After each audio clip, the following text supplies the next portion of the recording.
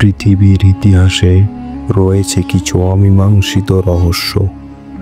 আজ আপনাদের শোনাব এক হারিয়ে যাওয়া শহরের গল্প।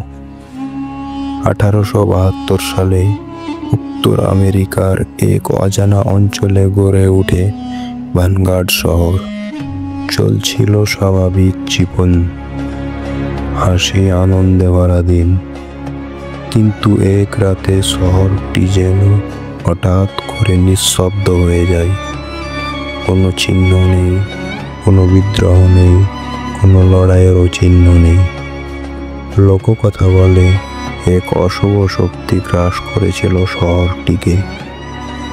কেউ বলে মাটির নিচে ঘুমিয়ে থাকা কিছু জাগ্রত হয়েছিল।